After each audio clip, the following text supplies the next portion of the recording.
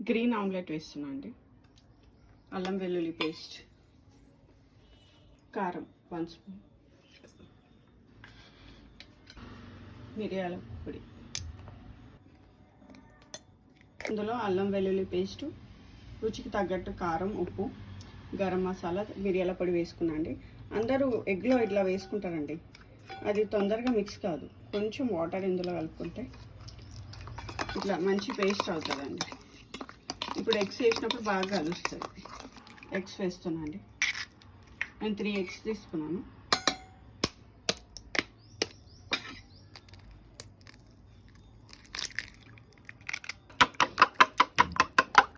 పుదీనా, కొత్తిమీర, ఉల్లిపరక.